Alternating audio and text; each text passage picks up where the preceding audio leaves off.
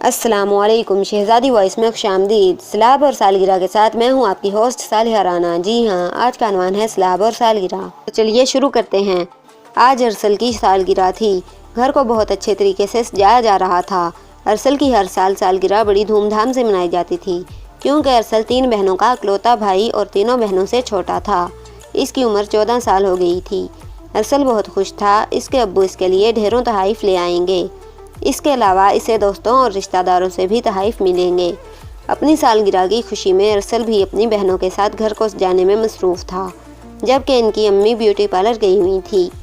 कमरे में रखा रेडियो भी चल रहा था। मुल्क में चूँकि इन दिनों सैलाब आया हुआ था, इसलिए आज रेडियो पर गाने चलने के बजाय तबसरे चल रहे थे। अरसल को गाने सुनने का बहुत शौक़ था, इसलिए इसे सैलाब के बारे में तबसरे बिल्कुल भी अच्छे नहीं लग रहे थे। बाजी, ये गबारा पकड़ें। अरसल ने गबारा अपनी मंजली बहन राबिया के हवाले करते हुए कहा, तो राबिया ने गबारा ले लिया। तुम कहाँ जा रहे हो? राबिया ने पूछा। मैं ज़रा रेडियो वालों को फ़ोन कर लूँ। अरसल ने टेलीफोन की तरफ बढ़ते हुए कहा। 2 घंटे से रेडियो पर सैलाब के बारे में बातें की जा रही हैं। मैं रेडियो वालों से कहता हूँ कि कम से कम गाना ही सुना दें। मेज़ के करीब पहुँचकर इसने टेलीफोन का रिसीवर उठाया और रेडियो स्टेशन के नंबर डायल करने लगा। चूँकि वो पहले भी कई बार रेडियो स्टेशन फ़ोन कर चुका था, जब इसके गानों का पसंदीदा प्रोग्राम चलता था। हेलो, ये रेडियो पाकिस्तान है। चंद लम्हों के बाद राब्ता मिलते ही दूसरी तरफ से मेज़बान इकबाल अहमद की आवाज़ सुनाई दी। इकबाल अहमद साहब, मेरा नाम अरसल है। अरसल ने अपना नाम बताया। जी बेटा अरसल, मुल्क में जो सैलाब आया हुआ है, हमारे मुसलमान भाई सैलाब में फंसे हुए हैं, अमदादी काम नहीं हो रहे। आप इनके बारे में क्या कहना चाहेंगे? मेज़बान इकबाल अहमद ने पूछा। अंकल, मैंने आपको इसलिए फ़ोन किया है कि आज मेरी 14वीं सालगिरह है। आप मुझे कोई अच्छा सा गाना ही सुना दें। अरसल ने कहा। बेटा, आपको सालगिरह मुबारक हो। इकबाल अहमद ने कहा, मगर मुझे अफसोस है कि मैं आज आपको कोई गाना नहीं सुना सकूँगा, क्योंकि मुल्क इस वक्त सैलाब में डूबा हुआ है। हमारे भाई सैलाब में फंसे हुए हैं। अंकल, मगर हमारे शहर में तो सैलाब नहीं आया हुआ। अरसल ने कहा, लेकिन हमारे मुल्क में तो सैलाब आया हुआ है। मेज़बान इकबाल अहमद ने इसकी बात काट दी। बेटा, सैलाब ज़दगान हमारे भाई हैं, इनका दुख हमें भी महसूस करना चाहिए। सॉरी, मैं आपको गाना नहीं सुना सकता। अरसल ने मज़ीद बात करना चाही, मगर मेज़बान ने कॉल काट दी और अरसल ने मुंह बनाते हुए रिसीवर को दोबारा वापस रख दिया और घर को सजाने में मसरूफ़ हो गया। गुस्से में आकर इसने रेडियो भी बंद कर दिया। शाम तक घर को सजाने के बाद तीनों बहनें बावर्ची खाने में घुस गईं और मुख्तलिफ डिशें तैयार करने में मसरूफ़ हो गईं, जबकि अरसल अपने दोस्तों का इंतज़ार करने लग गया, जो अभी तक नहीं आए थे।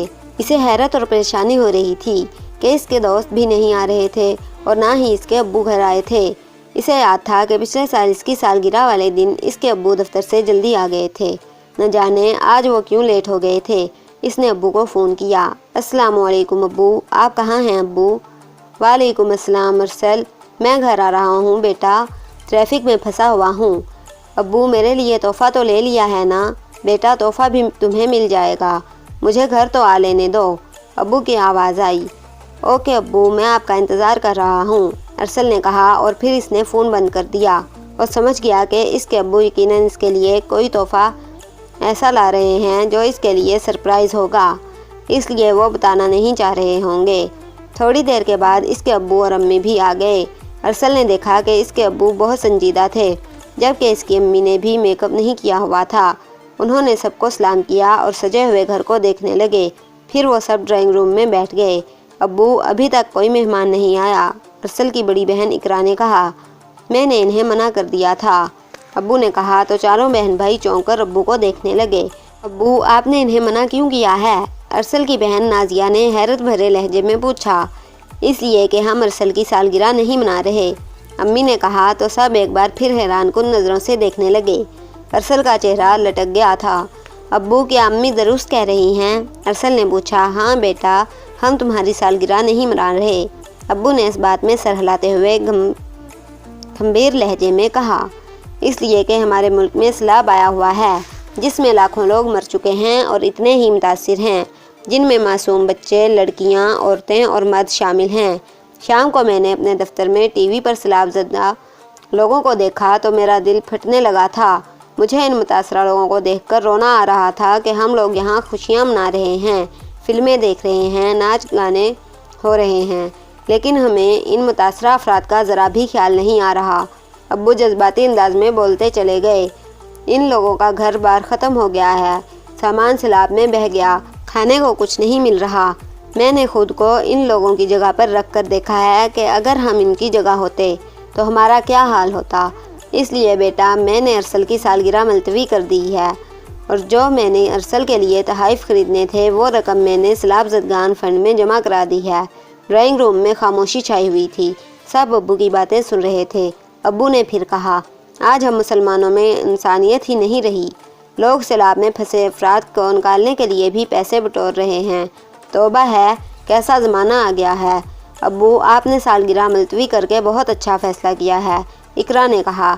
ہمیں آپ کے اس فیصلے سے خوشی ہوئی ہے ابو، مجھے اپنی سالگرہ ملتوی ہونے کا کوئی غم نہیں، ارسل نے اس لمحے کہا۔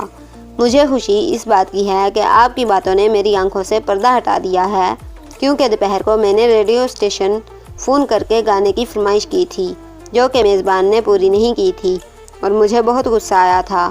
شاید اس وقت میرے اندر احساس مر گیا تھا، کاش ہمارے دوسرے مسلمان بھائی بھی سیلاب زدگان کے غموں کا احساس کرتے ہوئے جاگ جائیں اور ان کے دکھوں کا مداوع کریں۔ اے اللہ ہمیں توفیق دے کہ ہم اپنے مصیبت زدہ بھائیوں کی مدد کریں، آمین۔ ابو کی آنکھوں سے آنسو نکل آئے تھے، ان کی آواز میں لڑکھڑاہٹ تھی۔ ختم شد۔ تو اگر آپ کو یہ ویڈیو تھوڑی سی بھی پسند آئی ہے تو اس ویڈیو کو شیئر ضرور کریں۔ اگر آپ اسی طرح کی مزید اچھی ویڈیوز دیکھنا چاہتے ہیں تو ہمارے چینل کو سبسکرائب کریں، لائک کریں، شیئر کریں، کمنٹ کریں۔ کیپ واچنگ شہزادی وائس۔ السلام علیکم۔ پاکستان زندہ باد۔